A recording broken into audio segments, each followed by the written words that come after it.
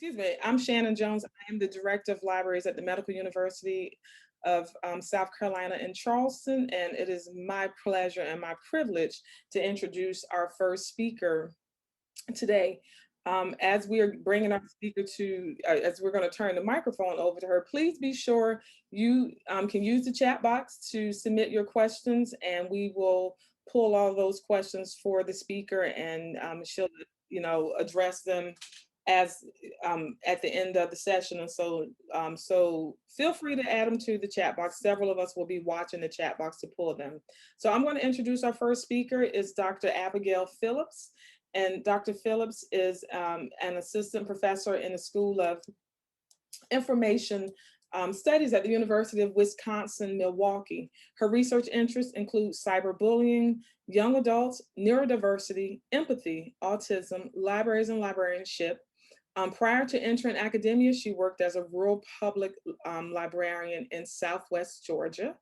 And you can reach Abigail via Twitter at Abigail Lee, or by email at ablee@uwm.edu. So I'm going to turn it over to Dr. Phillips. Thank you so much for that great introduction.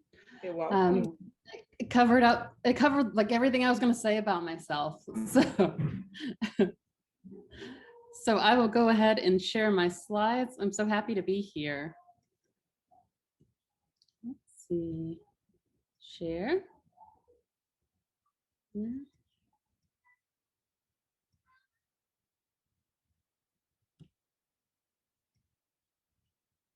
Okay, well, welcome to my presentation. I'm going to be talking about both cyberbullying and LAS mental health. Those are two topics that are very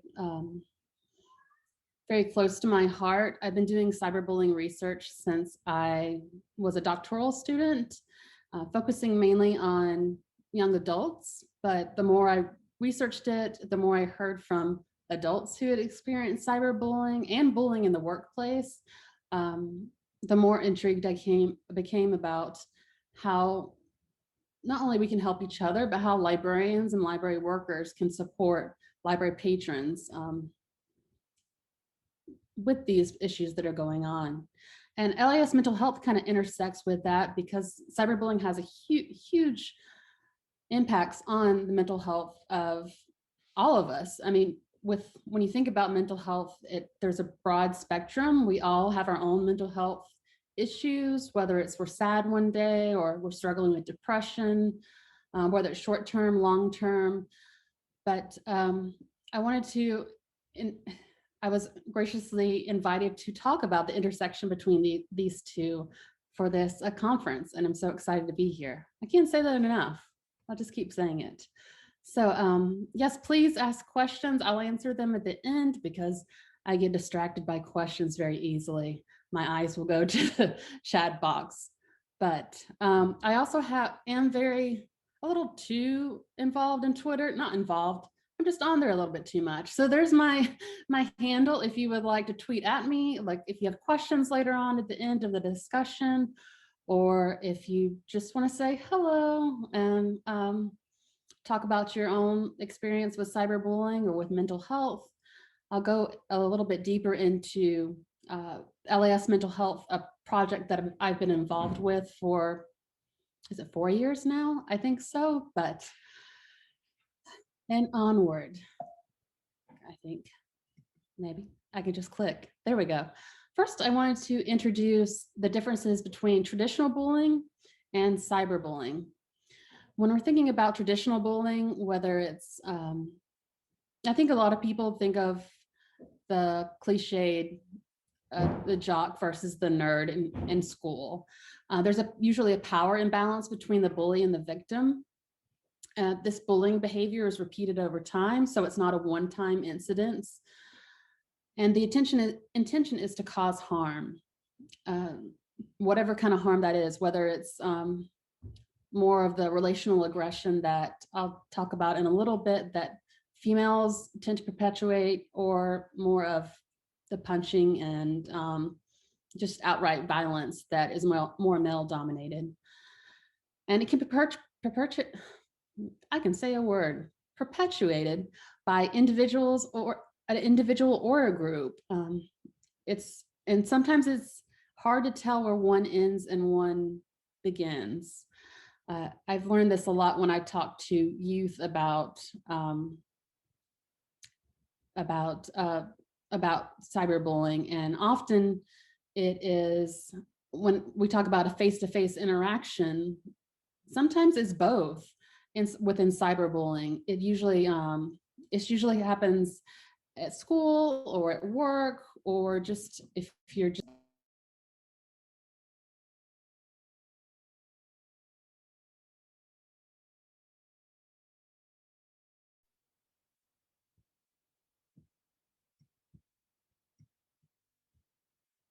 was I muted that whole time? No, no, no. Oh, thank goodness. Yeah, no, I don't know. Just a couple seconds, no worries. I was a little confused. I was like, I thought I unmuted myself. Okay, we'll get back to it. So with face-to-face interaction and with cyberbullying that predominantly happens online, they can often overlap, and in many cases do. When we're looking at cyberbullying, the bully or bullies can remain anonymous. Oftentimes, when you're thinking about teens or emerging adults, they kind of have an inkling of who is doing the bullying. It's usually someone in their class, usually someone they know. They may not be able to immediately identify, or it may be a former boyfriend, girlfriend, someone like that, someone close to them. And sometimes there's this idea of a bully victim, where you can be both the bully and also the victim. It sounds a little bit odd, but people don't always realize that this does sound odd, but it's been shown in a lot of the research that people don't always know that they are bullying somebody. They may think they're just teasing or just being playful, but as somebody who is not a big fan of being teased, I can say I would take that as bullying. But there is this kind of third place where you have a bully and a victim, and also a bully / victim. The bullying behavior, just like in traditional bullying, is repeated over time. The intention, once again, is to cause harm, usually on a broader scale, because it's cyberbullying. Sorry, my cat gets very jealous about me talking to somebody else. So if you hear anything drop, that is her knocking over everything. Just knocked over a pen. Okay, back to discussion. So this can also be perpetuated by individuals or groups. Often it is a group. I've seen some really down kitty. I've seen some really horrible things on Instagram where, and this is usually in middle schools and high schools, where they have the uglies of so-and-so middle school or the pretties of so-and-so high school. It's just a collective space for people to post pictures and make commentary about people within their own social group or outside of their social group. And bullying occurs within cyberbullying through an electronic device or online. But also, like I said, again, there's often a crossover. The bullying can go, when we're talking about adults, the bullying can go from online into the workplace. It becomes something you experience every day. And the tragedy of cyberbullying is it can occur anywhere, at any time. It also can cross state boundaries. It's not relegated to, like, when you think about maybe when you were younger and it was just in the schoolyard or just in your community or just in your neighborhood. Now it's everywhere. Everybody hears about it. People from different communities might hear about it. And that's really detrimental. You don't really have anywhere to hide. You don't have anywhere to protect yourself. And that's when you start feeling really very alone.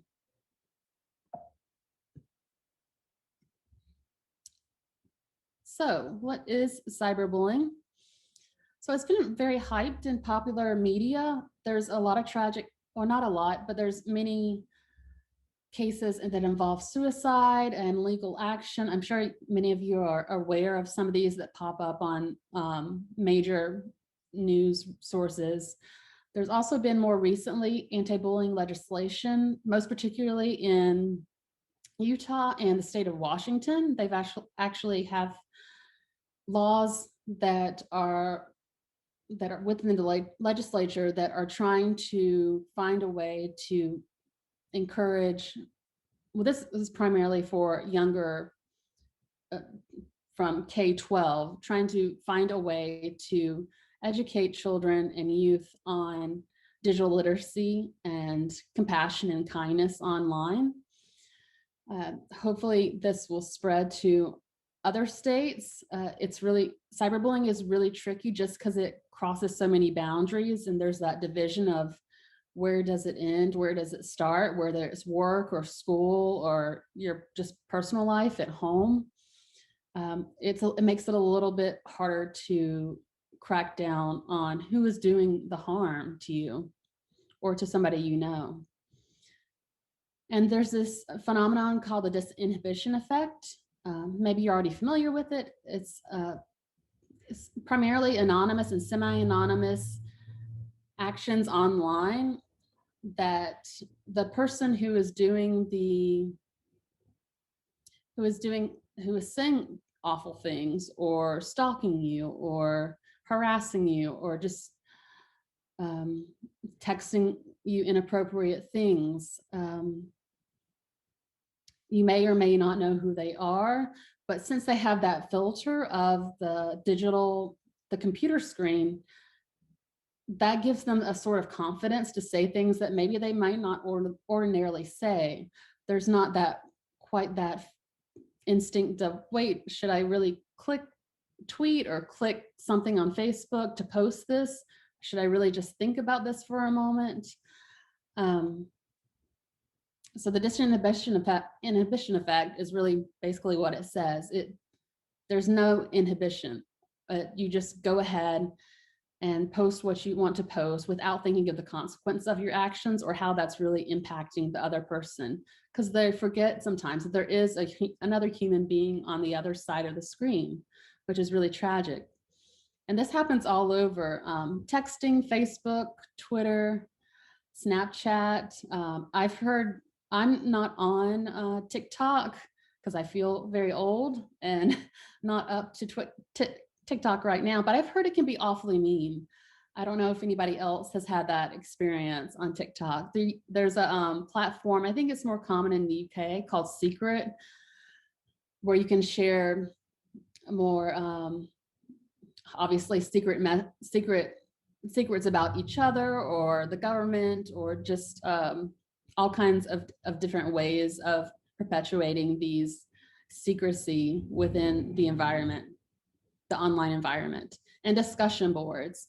I remember when I was at Florida State University, we had a horrible discussion board that was really hard for the university to crack down on because it was monitored by a student, and they would just post some of the just awful things. I never want to go into detail about some of the terrible things that they post, but just post things about other students. And given Florida State is a very large campus, but they would post them specifically for one building in the university. And so it can be a broad spectrum of things. And there's different forms of cyberbullying. There's harassment, which is really common, denigration, flaming, impersonation where you can sometimes hack into somebody else's email account or hack into their Twitter account, Facebook account, and post something, outing and trickery, where you basically what it says, you out somebody about whatever secret you assume that they have. And also another tragic one was stalking. There's many cases of stalking online, and that also falls under cyberbullying because of that, because of the repeated the repeated actions. That's what's really important when you're thinking about bullying and cyberbullying, is this just keeps happening, and there's not really an end in sight.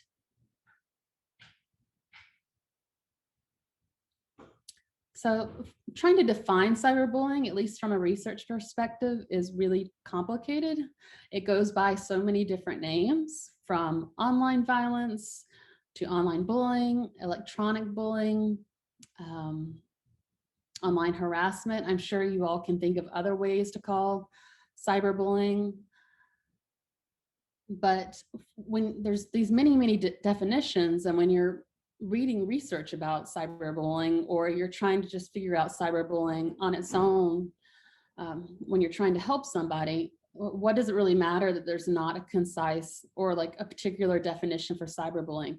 It makes it really hard when you're doing research and you're talking to people, you're talking to teens or you're talking to adults, and you're trying to define cyberbullying in a way that is equally shared among different participants, people participating in your research. So it makes it really hard to say, oh yes, this is cyberbullying. Oh, or no, that's not cyberbullying, this is cyberbullying. So having a concise, or not necessarily concise, because the one I refer to is a bit long, having a definition is really helpful in saying that this is an idea of what, for me, my go-to definition. You may have a definition that you think works for you. So cyberbullying is any behavior performed through electronic or digital media by individuals or groups that repeatedly communicates hostile or aggressive messages intended to inflict harm or discomfort on others.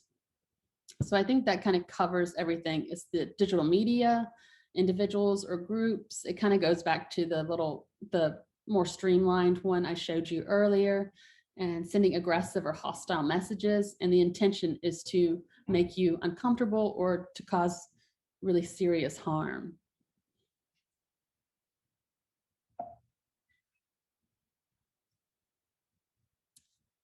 So I wanted to highlight a little bit about the differences between since most of my cyberbullying research does fall into the youth and emerging adults, so 20 to 26-year-olds.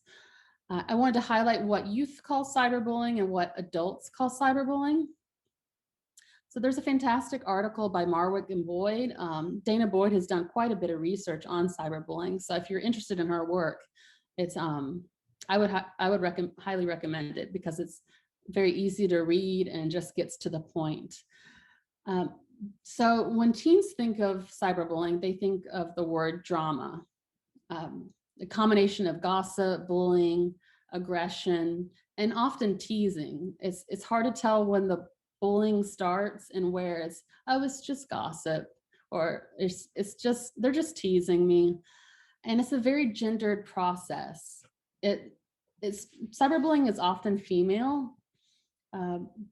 Boys tend to, once again, go back to the more physical nature of bullying. And sorry, I'm pulling up my notes right here. So teens don't really acknowledge cyberbullying. They call it drama, and it's an everyday behavior, and it's not a big thing, which helps them to lessen the impact of these horrible words or these things that people are saying about them.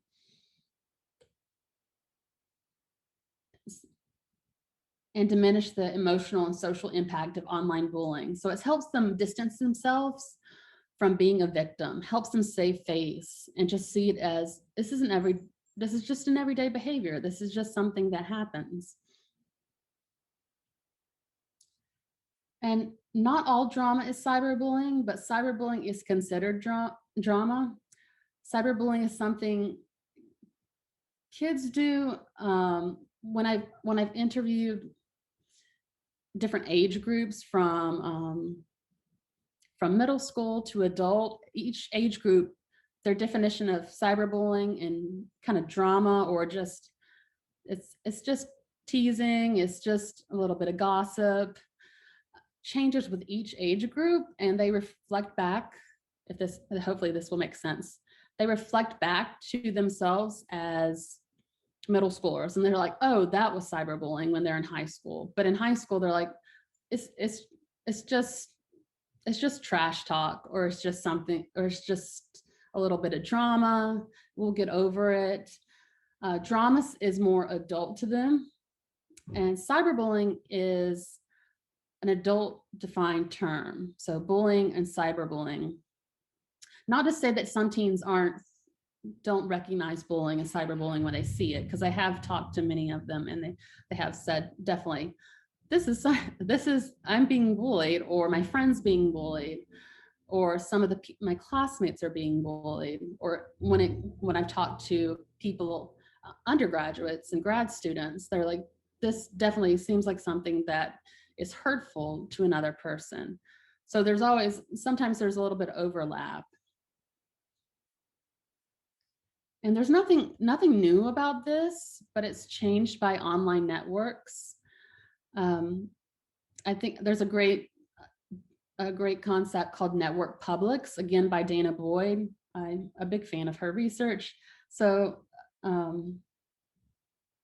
network publics, their publics are reconstructed by network technologies. So the normal public that well, not the normal public, because now the internet is normal in itself, but the publics that we used to think of are restructured by network technologies. So Facebook and Twitter and TikTok and Snapchat.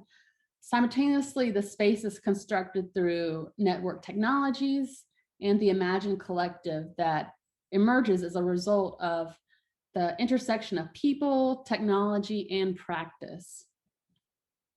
So it's just this huge, new and not so new, because this is back in 2010, but an environment where there is cyberbullying and trash talk, or whatever you want to call it, drama does happen, unfortunately. And it's not always the headlines that happen with people having to go directly to the police, or there's awful suicides that happen, or legal action, but it sticks with you for a very, very long time, which I'll talk about in some of my next slides.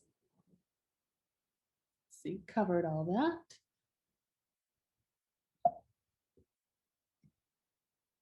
So I just wanted to briefly talk about cyberbullying as an information ethics issue. First of all, it depends on digital literacy. So once again, the ability to use information and communication technology to find, evaluate, create, and communicate information. So you need both cognitive and technical skills. Digital literacy is nothing new to librarians and library workers. This is something it's gotten increasingly noisy outside. This is something that we've experienced and as professionals, we know quite a bit about digital literacy. And with digital citizenship, these are the norms and appropriate and responsible behavior when regarding technology use.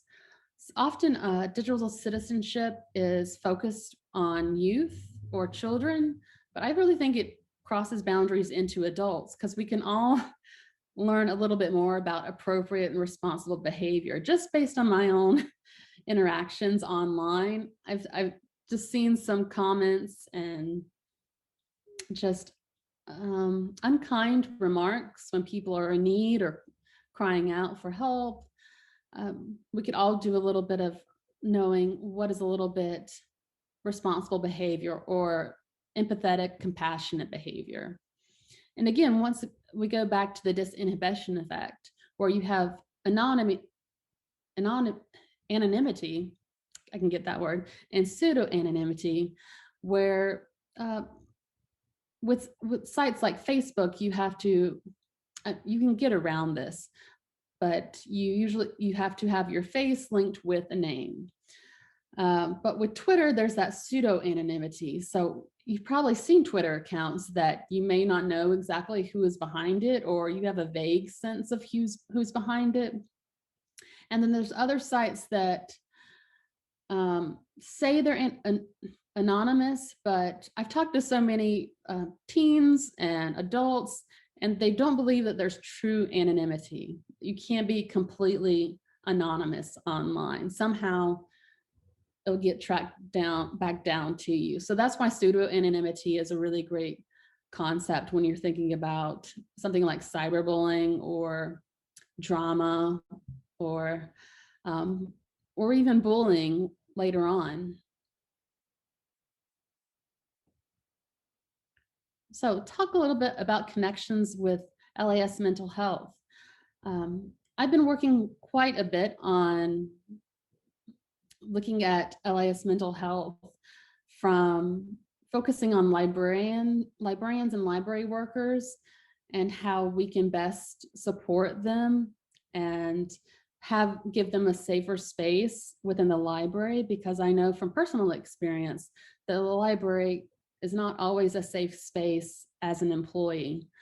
You may not have, or you may be very lucky and have a strong support system with your supervisor or your employer or human resources, but sometimes you don't. There's so much stigmatization of mental health and mental illness that it often leads to some complicated discussions and some really more so complicated, very upsetting discussions behind the scenes of the library. Or if you have, I'm assuming a lot of you work in libraries, but maybe archives or museums or galleries, just the whole spectrum of LIS. So with cyberbullying, there is a lot that goes on, like was previously mentioned. People have come after library workers, especially with bullying. I know I experienced it when I was at the front desk as a public librarian. Just the constant comments and critiques and even harassment was more so what I received. And there wasn't really anyone to go to. So this hashtag LAS mental health, I encourage you, if you're comfortable sharing anything about your mental health, if you're on Twitter, or I've seen it on Instagram as well, it's just a great community building hashtag that we can all, and helps to destigmatize mental health and mental illness and taking medications or going to see a therapist, going to see a psychiatrist.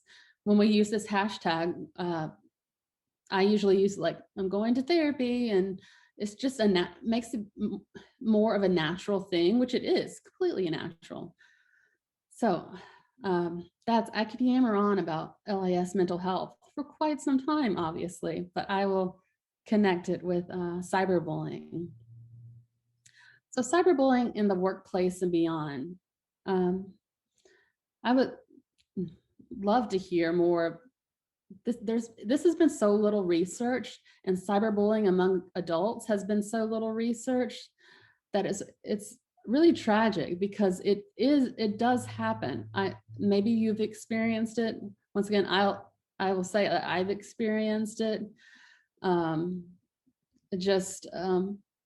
Even as something as little, not as little, I shouldn't say it like that.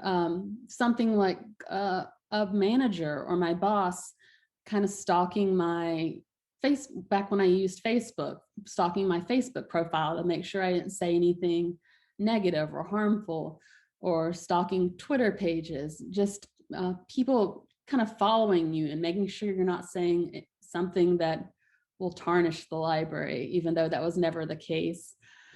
And also, again, with that bullying and cyberbullying crossover, it's just part of what it looks like. It's not just separate bullying. This happens in cyberbullying, but you'll encounter bullying in the workplace or harassment in the workplace. And then you might go home and see even more of it. And then even beyond the workplace, you go home and you see these messages, and it has a really strong impact on your day-to-day living. and just how your mental health is doing. I don't know how many times I've seen, been on Twitter and seen some of the things that, these are all anecdotal, of course, just people that I follow and how things that have been said to them, either by patrons or coworkers or supervisors that have had long-term, that seem to have, in the short term, have consequences on their mental health, make them doubt about going back into work, make them nervous about going into work. You don't want to live with that stress and burden on yourself. So there's a lot of impacts of cyberbullying on mental health. Some of the more obvious ones are lowered self-esteem. Depression is a huge one. Shame for why this is happening to you, and that you somehow, maybe you may feel this or may not, that somehow you caused this problem to happen to you. Anxiety about when it's going to happen again. If it's going to happen again, anxiety that other people can tell, fear that, much like anxiety, that it's going to happen, or just being afraid for your life. You're trying to go to work every day and live underneath this cloud of fear that you may not quite fully understand, but there's somebody there who, this is either cyberbullying and bullying, because they, once again, they cross over so much of the time. And anger at your what's going on, and hopelessness. Just what, with cyberbullying, it's very hard to deal with it. It's hard to combat it, to be honest. There's some avenues for help, but the legislation is it's still emerging. It's still state by state. The federal laws aren't really there for cyberbullying legislation. So I'm not entirely sure if that would be of a help. There's a lot that can be done, but in the moment right now, there is a sense of hopelessness. Like, what can you do? And when I've talked with others about their experiences with cyberbullying, I have always gotten the impression of, like, what else can I do? How can I get this to stop besides blocking the person or taking myself off of a certain account, like I did with Facebook. I'm still on Facebook, but it's very under lock and key. So what can you do? And that's a very complicated emotion to live with.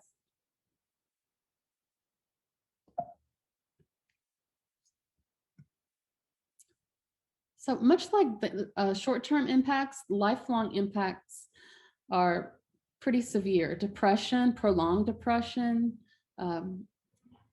chronic fatigue, I didn't include that on, anxiety, or the type of anxiety that will linger with you for long periods of time, suicidal tendencies, suicidal ideation. If people are unfamiliar with suicidal ideation, it's kind of thinking about suicide and usually not acting upon it, but it's in the back of your mind. Like, when things get just so rough, whether you're experiencing cyberbullying or you're experiencing, making sure I'm on time right now, whether you're experiencing cyberbullying, bullying, something else in your life that's going on, depression, anxiety, you just have these thoughts like, I would be just not wanting to live another day. So I've struggled with this myself, the suicidal ideation, just thinking about it.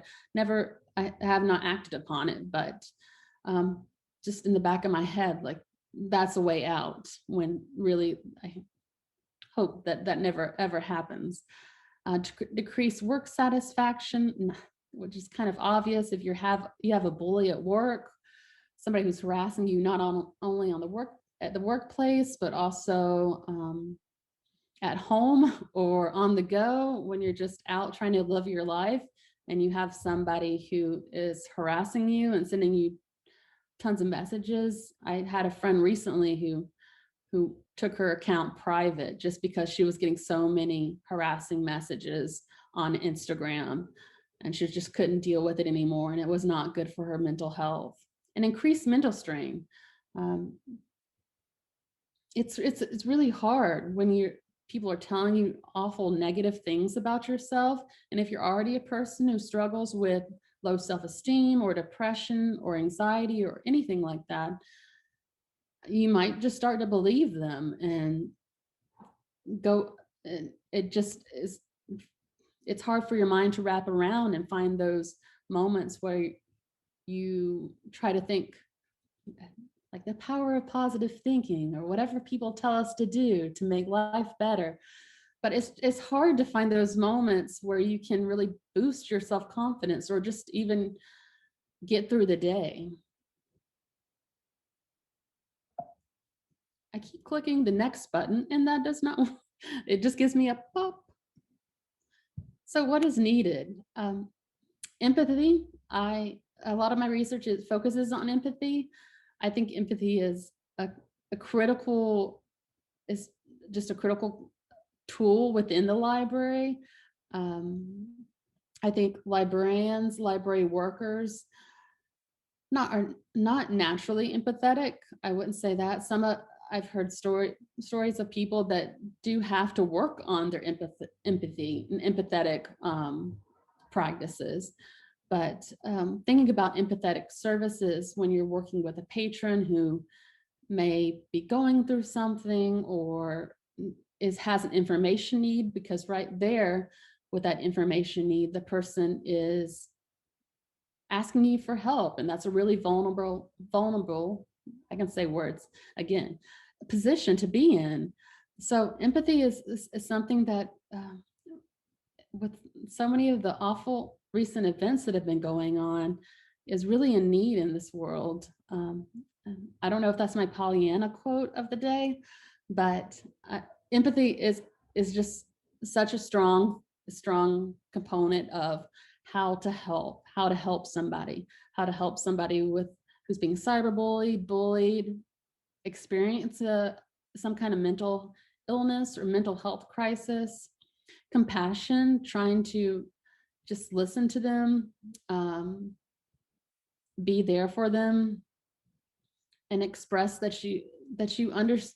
Maybe you don't quite understand what they're going through, but you understand what they're saying and what they're expressing, and you want to be there for them.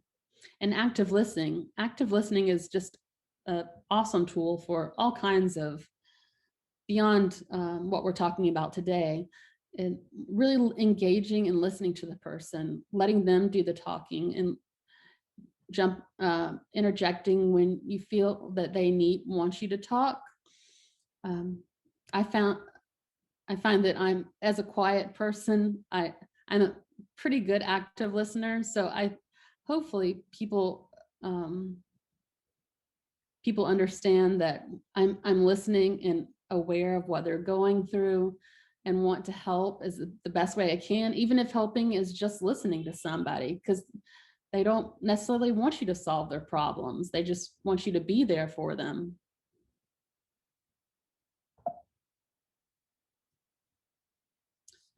And there's many avenues of support. I did leave off some crisis lines. I should have included those, but there are not only a crisis line that you can text. I've used that once before, and it was really a really good experience. Just in a moment of panic, I contacted a crisis line, and it was a trained therapist or counselor that would speak to me through text and just give me a little bit of a boost, like everything's going to be okay. And not necessarily that it is always going to be okay, but at the end it will be. So I neglected to count those in. Friends and family, of course. I've learned a lot with cyberbullying. And again, this goes back to teenagers and emerging adults. And I'm really curious if adults have issues with this, but the first place that people usually go to are to their friends. They're going to go to their friends. They're going to say, this is going on. Maybe they might not call it cyberbullying or bullying. They might say, this person's bothering me. This person's just being a jerk. But people, especially teenagers, generally go to their friends first.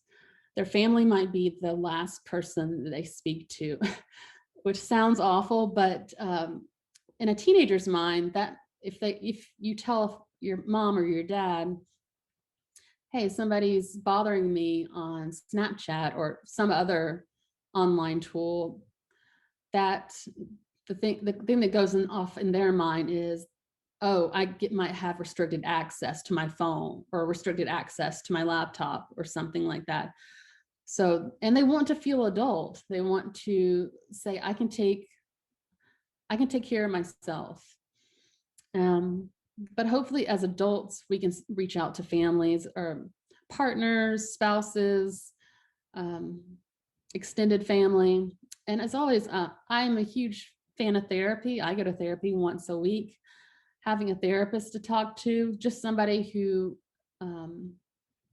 is unbiased and will just listen to you and give you honest feedback is, I can't say how awesome that is. And if you don't have insurance or you don't, or if it can be challenging to find a therapist, just like trying to find a psychiatrist. There are some sliding scale therapy out there. There are ways to go about it. Peer and online groups. I think I get a lot of help from my Twitter community and even Instagram to a certain extent. When I post something that I'm just having a really tough time or going through a spell of depression, and I usually use the LIS mental health. And so I automatically have that group of people who are there to support me.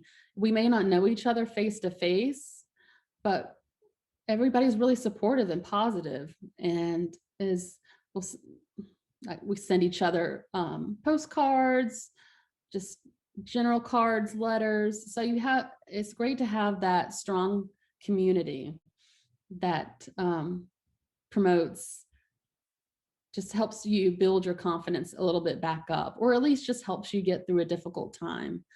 It's not a cure-all, but at least you hear some positive feedback from the negative thoughts that are going on in your head constantly.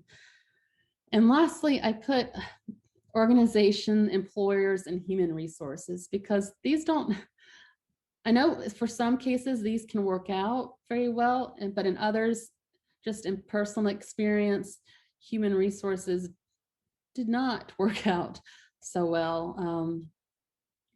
But if it does get to a certain really serious, and you need more than reaching out to your friends, and it's just ongoing, and it's a coworker and you just don't know what to do, reaching out to your employers, as challenging as that may be your best bet. Or reaching out to your organization. Maybe you have a healthy workplace. I know with the Calm, I don't know if anybody else attended the Calm conference last week, but they were talking about academic libraries, management there. So I heard so many stories of toxic workplaces, but if you're lucky enough to have a healthy workplace, it'll be great that you could open up to them, maybe not share explicitly, but find some kind of support, see what they can do.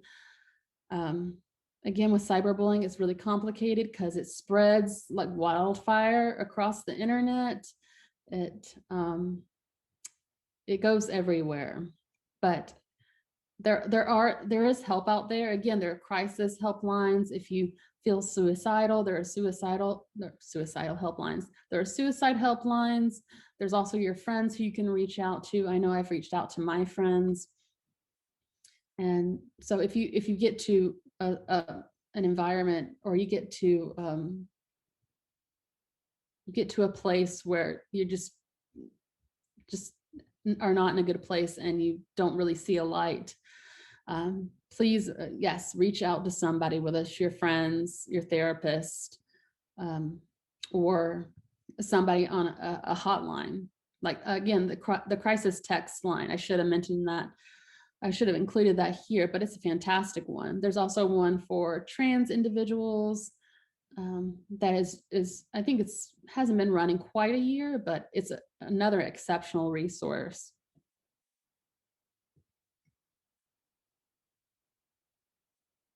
Let's see, I was going to talk a little bit more about LAS mental health. So the LAS mental health project that we have going on, maybe you're aware of it or maybe you're not. It kind of started organically where I think we were all the people involved in LAS mental health. We were on Twitter quite a bit and we saw commonalities in each other, and I was trying to pull up everybody's name. Let's see. So we have a team, and I've included our website. So if you'd like to learn more, it's lasmentalhealth.org. It's all very easy to find with our hashtag.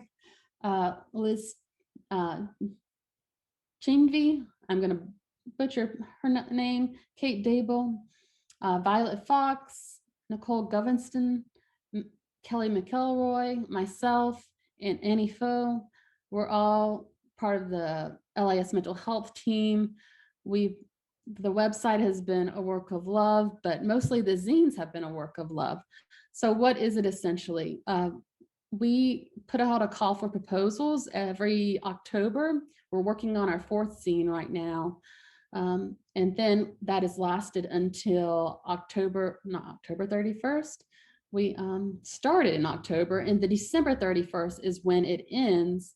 So people, if you want to be involved in the project, you're basically already involved.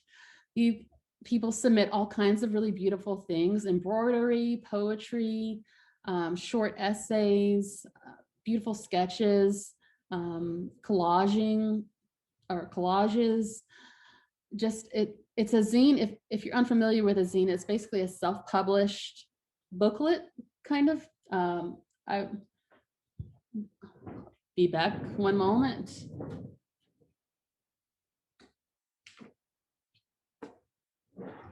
So these are what ours look like. Hopefully you can see them. It's a 1st edition, a 2nd edition, and our 3rd edition, and our 4th one is going out as of now.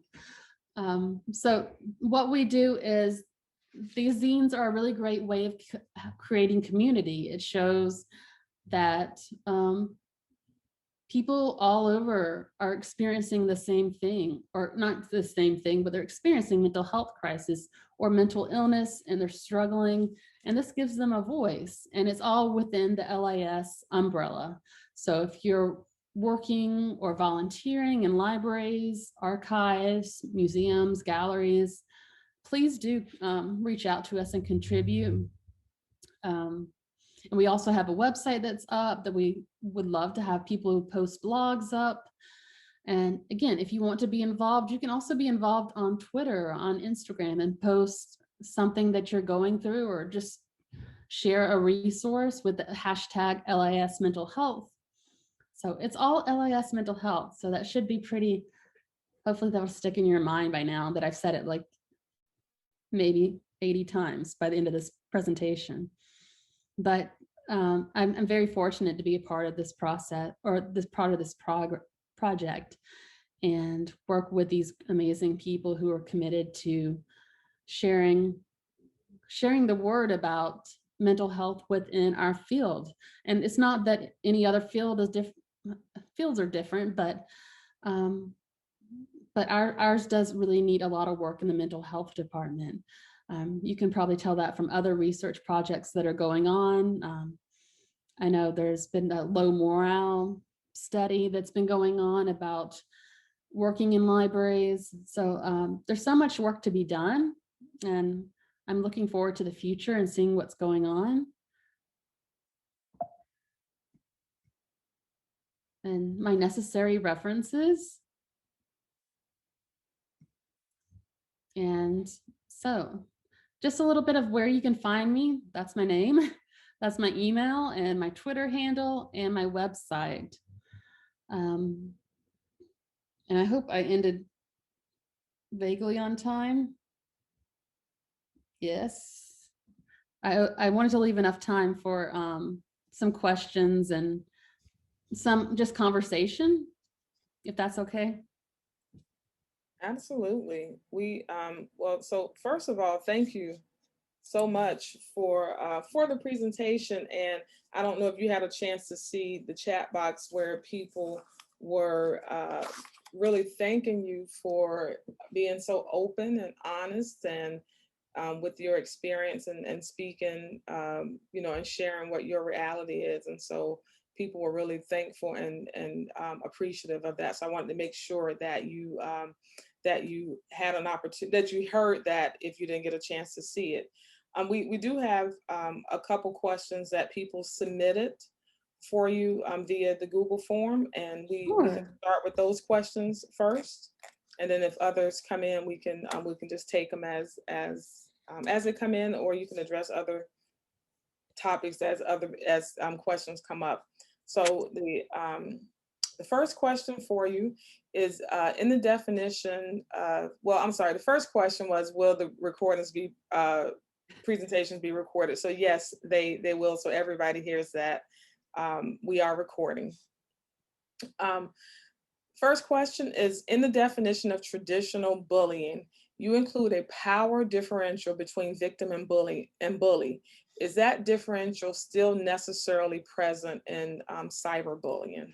Oh, that's a good question. I should have highlighted that. No, often the power imbalance is kind of gone. You have, in many cases, you have more tech savvy individuals who hold the power. So it may not be the jock. It may be the quiet kid who is perpetuating some cyberbullying. So it's really different when the power differential, I think those are words together. Um, the it's not the same. It depends on really who is holding the control, who is more understanding of the internet, how it works, how what websites to go to, what sources to use. So it is it's very different. Thank you for the question. Excellent. So the next question is, because of the anonymity that comes with social media, what can really be done to stop this? The person says, I feel really sorry for kids growing up with this. The bullies don't see this as a problem and they are not able to empathize with the victim. So the question is, because of the anonymity that comes with social media, what can be done to stop it? That is $1 million question. I'm still trying to figure out if the anonymity, again, it's not 100% pure. Um, it when I've talked to youth, they often know who it is. Sometimes it's former boyfriend or someone in their class or something like that. Um, but sometimes it is just if some in some cases this moves over to other schools. I've heard of it like crossing counties and people hearing about other people that they may not even know. So that's when it does become anonymous, because you are talking about people that you have no idea what's going on in their life. Um, I'd like to say there would be easy answer to stop cyberbullying. I think part of it is education about empathy, compassion, digital citizenship to a certain extent, maybe starting at very young age at kindergarten and working from there. And I think we just have to encourage people to think beyond the screen and think about that this is a real human that we're attacking or we're saying something awful about. So I know this is something I've been researching for a while, but I still haven't, and other researchers are still struggling with how to stop it, how to make it go away. But it's more about yeah, again, being empathetic and being compassionate and helping those who are in need. Okay, well, thank you for that. We'll go on to the next question is, what cognitive skills are required for digital literacy? Oh, that's a great question. The ability to definitely look at resources and evaluate their truthfulness and accuracy. Um, Sometimes be hard when you see resources from all kinds of places that you don't know are true. You also see things online that maybe you second guess yourself, and you want to double check everything. But it's very hard. um, with digital literacy. I think it needs to be an educational goal for starting at the very young age of saying, like, how do we evaluate resources, much like we learn as librarians and library workers? How do we look at things and evaluate the truthfulness or the now my mind's gone blank, or the accuracy? Sorry, it is pandemic brain has been going on for like 2 weeks or more. No worries. So your next question is, what are your thoughts or advice for librarians who are being bullied by other librarians? Oh, that's awful. uh my my advice is, if possible, it's hard to say that you could talk to the person, because when I mentioned the bully victim dynamic, sometimes people don't know. I know this sounds odd, that people don't know that they're bullying. They may just think they're teasing, or they're just being playful, or they're just saying something. But in some cases, people are just being outright mean. And maybe an honest conversation with that person. And if it escalates to that, maybe you can go to a supervisor, although that's not always productive. There's just so many different, it's, it's often on Twitter. Sorry, I got distracted by the chat. That's why I had it blocked earlier on, or I was started to jump in. Um, Ideally having a conversation with other people who work in your work, who are employed in your workplace. Maybe they might have an idea. um, there are very much bully situations that last for years. I've definitely seen these situations in my own experience as a public librarian. um, and sometimes that might might lead you to want to leave that workplace, because it is a toxic environment if you're not getting support from your supervisors, or from your peers, or from the organization itself. um, I know right now with the current work climate, it's hard to find jobs, so leaving a job can be challenging, but also staying in a toxic workplace can be extremely detrimental from your mental health. I speak from personal experience. And Nicole had fantastic, because I've just heard so many horror stories about HR not really taking things seriously. So I'm always a little bit nervous about um,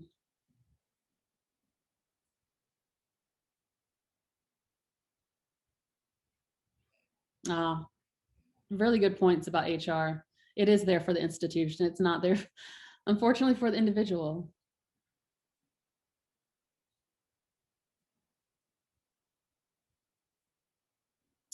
Yeah, documentation is really important. These are great ideas. You all already know so much. So were you ready to go to the next Oh, question? yes. Sorry. Yeah. Again, chat. No worries, no worries. That just want to yeah, okay. So and then we can come back to some of the comments in the chat box if you want to. So in the work, it says, in my workplace, a lot of bullying is done in person or passively. The victims won't report, and the administrators won't listen to gossip and won't act because nothing is reported. What advice do you have as the bystander and sometimes victim who wants it to end? Yes, the bystander role is a very important one. If you can, I, I, so in this situation, nobody is really wanting to listen except for the bystander. Maybe being a bystander and having that second person, maybe you could report that. I, as a bystander, I would report it. Just so there is another documentation that something is happening. And if, oh, yay, Nicole, somebody will have even more experience with this. So tune in for tomorrow. But as a bystander, I definitely would, I honestly, I would want to check first with the person and see if they're okay with me reporting this. But again, I would want to confront, or not confront. I would want to let some kind of supervisor or somebody, anybody, ideally there's one compassionate person who will listen to you. Oh, and if you're unionized, see, I worked in Georgia for a very long time and we don't have unions. So I did not have that opportunity to have a union to have my back. But if you have that, that sounds fantastic. Thank you, Caitlin. Okay, so we can keep going on to the other questions, and thank you all so much for sharing comments and your feedback and expertise in the chat box too, because that is equally helpful to the discussion as well. So really next, it says, what stands out for you about communities you have encountered that handle cyberbullying issues especially well, plus or minus better than others? Let's see. I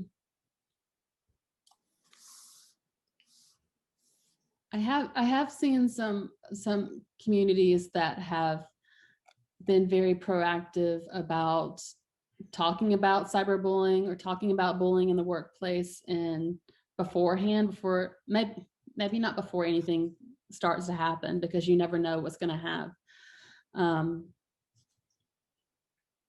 I've seen some really great workplaces that just confront this right on, because I don't think we talk that much about bullying in the workplace. Again, like I said, it's really just from the researcher side, it can be quite under-researched. And sorry, I'm distracted by that chat window. I'll lower it just for a minute. Oh, there we go. The communities, and I've also encountered several, surprisingly, some young adults who have been very vocal about just jumping in and reporting surprisingly to their parents, letting their parents know, and then their parents will go directly to the principal or someone within the school system and will report it and make sure something happens. I think it takes a number of people to get the ball rolling on being a healthy and safe and welcoming place for discussing, like, I'm being bullied, I'm being cyberbullying, and sometimes people don't know what to do with, I'm not sure how much training because I haven't been in a position of supervisory or managerial positions, but I know there are many people who want to look out for their employees. And those are the really golden ones that really care about what's going on in their workplace, because once again, you want your workplace to go well or to roll smoothly.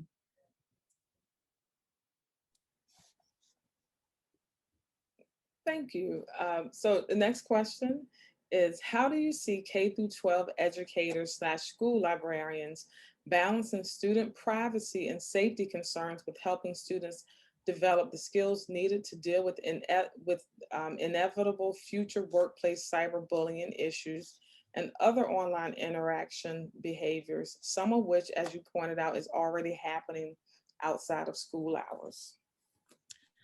I've worked with some school librarians where I lived in Utah for a while doing a postdoc, and I was really curious because Utah is one of the few states that has a legislative mandate that digital citizenship and cyberbullying prevention has to be taught.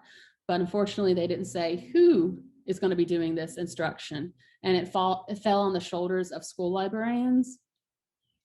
So school librarians took it up and started to use a lot of Common Sense Media, if anybody's familiar with that resource. But the downside of that is those resources are geared towards K-12 teachers. So you have people who have a whole semester to talk about the ins and outs of the different aspects of cyberbullying, not just cyberbullying, but digital literacy and civility online. And let's see, what else do they talk about? Just being a good digital citizen. And librarians, school librarians in particular, I think it's a little bit harder for public librarians because we don't have that captured audience, so to speak. We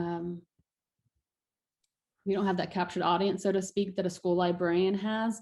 But usually what I've seen is at the beginning of the year, much like the introduction to the library, how school librarians will do once a year, they'll do, this is the library. This is how you check out books. This is how many books you can check out. Just these are the rules of the library. They also do a digital citizenship training for students, like these, just going over different,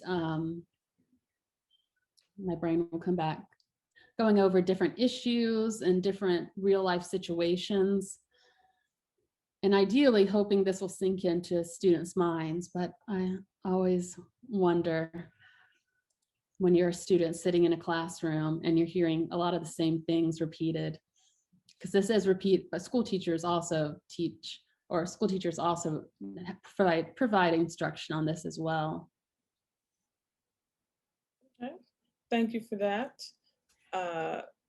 The next question is, can you speak to racial harassment? Is there something the library as an institution can do?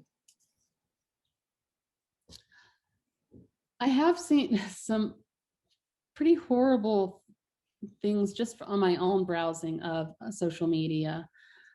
I think if we can, I feel like somebody would have a better answer than this than I would. I know just outright condoning, and there's so much, especially right now, there's so much awful hatred among different races, and I do see several communities within, I don't know if anybody's familiar with them from, I keep repeating Twitter and Instagram, but Renew LIS, Mindfulness LIS. There's great organizations such as We Hear that really promote and really have these great conversations about racial inequality and yes, thank you, Nicole. There's fantastic groups, and I would look into them because I think they provide a lot of guidance. They also provide a lot of just everyday getting through the day. Again, ideally, we would have compassion and empathy for other people, and we wouldn't see these things going on. But obviously, that is not the case in so many ways. Yes, Patreon. I mean, We Hear on Patreon is a very good organization to help. LIS Mental Health is in process of working with We Hear to do we do Twitter chats quite often. This is an offshoot of the question, but we're focusing on Black, Indigenous people of color, and we're going to do strictly a mental health chat for that group, and that's going to be upcoming. So maybe some more conversations will come out of that and some guidance. Okay, thank you for that. And you all are free to also add any of your feedback to the chat box if you if you want to contribute anything to any of the questions. The next question is, oh wait, people are adding questions. It shifted my screen. Wait a minute. Okay. Do you see incidents where individuals label behavior as bullying when it isn't? Do people struggle to define bullying? People do. It's a very complicated word. And what more often I see people mislabel or not label something as bullying, which if I looked at it or somebody else, I would say that seems like you're bullying somebody, or you never know what an individual, how they're taking this, how they're taking some words. I've had, I remember harassment from the library, largely from patrons, one from a staff member. And at the time I didn't know what to do. And I didn't even think about it as bullying. And I'll just share a personal anecdotes. I didn't realize I'd been bullied at the church. I grew up Southern Baptist. So of course I went to church every Wednesday and Sunday. And but there was this one girl that bullied me practically from first grade until I graduated high school. But it took me years of therapy and years. It wasn't even until I was a doctoral student and I started researching bullying. And I was like, wait a minute, that was bullying. She was doing that to me the entire time. So I often see things mislabeled as, oh, that's just them teasing me, or for some reason they don't like me. Yeah, that's a great point, Heidi. It really depends on perception. It just took me so long to realize, whoa, this is bullying. Years after the fact, when I was in my late 20s.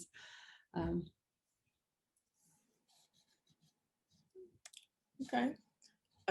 Let's see. The next question. Where does the crossover with Title IX and being mandated reporter?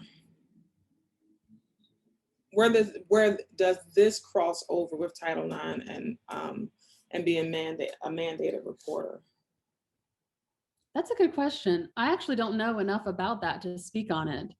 I don't know if anybody else has more experience than I do with Title IX. I mean, I have experience as an educator with it, but as far as bullying goes, I would love to hear more from somebody else who is educated on that. Or I can do my own digging, of course. Sorry, that isn't a question, a plea for a response to that question.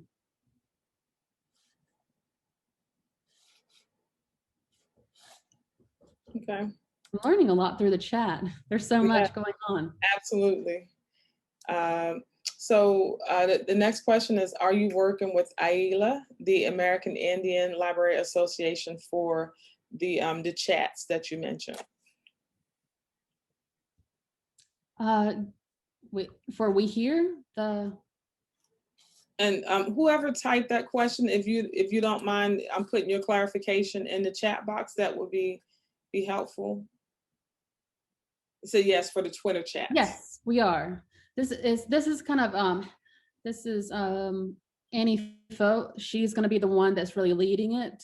I mean, she kind of came up with the idea and she reached out to We Hear. So the rest of us are kind of in the background being moderators and supporters, but we wanted to partner up with We Hear because we just thought they're a great group. And this is a very timely discussion that we could have. We've had several general Twitter chats. We do that very frequently, but they haven't been they've obviously left out several communities, or we've obviously left out several communities. It's been just very general mental health. Okay. And this one says that this may seem like a weird question, but would you consider gaslighting as a form of bullying? And I believe some people have started to answer it in the chat box, but Yeah, I agree. Sorry, I interrupted you. Go ahead. no, but I want to give you a chance to answer that question too. No, I think that's abuse, like other people. If you've experienced gaslighting, I know I have, that if it does feel different than being bullied, I mean, it is, on one hand, it does happen over and over again, and it's usually by an individual. So I can see some of the overlap, but that's, to me, that seems like straight out abuse. Okay. Thank you for that. So that was the last formal question, or at least the last question that we had submitted through the Google form. If you put a question in the chat box, I did pull it and put it in the Google form. So I believe we've gotten all the questions that were submitted. Oh, wait, here comes one. It says, would the opposite of bullying be emotional intelligence? She said, I don't think of myself as a bully, but as I listen, I think of interactions that I have had that I could potentially feel to someone else's bullying, dependent on where they were in terms of self-confidence at the time. Perhaps telling a GA that their work isn't up to standard to one student, it could be constructive criticism to another. It could be devastating. And so emotional intelligence would be maybe the key, being able to see when something has been hurtful, whether intended or not. And she said she's just thinking through this. No, I totally understand that. I think there is a lot to say that kind of the opposite of bullying would be emotional intelligence. But again, there is the bully victim dynamic, that you may not know you're bullying somebody, but to them, that constructive criticism may come off as bullying, especially if it happens more than once. Because some people like myself have struggled with taking constructive criticism well, and may see that as, oh, that person is being mean to me, or doesn't like me, or I'm a failure, or something like that, and it starts to sink into your mind. I think it's good that you're thinking all that out loud,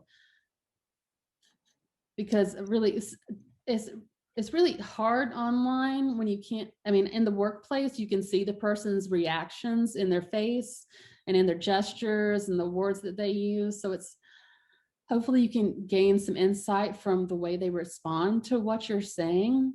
Online, it's a little bit different, because you can't tell, you can just see their remarks, and sometimes those are a little bit hard to decipher.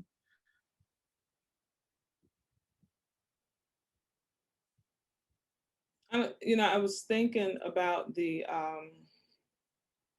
Title IX question, just because Title IX really deals with sex discrimination. Mm-hmm.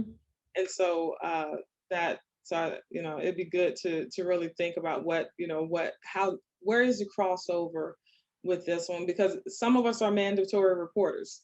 That's true. and when mandatory reporting, you have to report it. And but it really deals with sex discrimination. Mm-hmm. And so that is an interesting thought about what the crossover is with it. And so I think that might be something to delve into at some point. But I'm sure there's crossover, but it's just it deals with is sexual harassment. I know that. I mean, I'm a mandatory reporter, right, as a university employee or a teacher. So it's just something, honestly, I hadn't dug into, but yeah, it's definitely an area I should be doing more research. Yeah, no, and the question in the chat box is when can bullying be sexual harassment and thus mandatory to report? That's a really a Yeah, good question. As I'm sure so many of us have, or sexual harassment happens, uh, unfortunately, often in the workplace, and um, sometimes managers don't seem to quite take it as seriously as they should. It's hard to say when it's bullying. It's definitely harassment. and I think you got to report all incidents of it, regardless whether Yeah, big or small, and let it right. go through the process. And and I don't think I think the mandatory reporter has the obligation of actually reporting it, not making a determination of whether it's actually sexual harassment or not. So it has to go through the process. But yes, Hmm. I think even if the person who is the person reporting it thinks that it is sexual harassment that's led on from bullying, I think you got to support it. I mean, I think you got to report it regardless. Yes, that's what my understanding. Oh, somebody said that. Yes, I would report for that. Yeah, because they probably shouldn't be calling people skanks No. in the workplace. So that yeah, I yeah. Oh, that's awful. uh, Yeah, or anywhere. Yeah. Let's not call people those words like that. So so any additional questions? We have a little time, but did any additional questions that you anyone has that they want to bring to the surface? You can type it in the chat box if you have anything else for Dr. Phillips. And I'm learning so much just from all your all the questions I'm seeing in the chat box. There's some things I just really hadn't thought about. Oh, Yeah. thank you, Lucy. Yeah, so well, it doesn't seem that anybody else has any other questions, but they know how to find you now on Twitter, Yes. and you gave them your email address. And so if we log off and you think of a question that you should have asked, I think you've given people your blessing to reach out and interact with you. And so so thank you so much. So let's give Dr. Phillips a round of applause just for an amazing presentation and for carving out space for us this afternoon to learn from you. Um, you can judge from the thank yous in the comments in the chat box that people really enjoyed your presentation and that it resonated with people. So thank you so much Oh, for being with us today and for the presentation.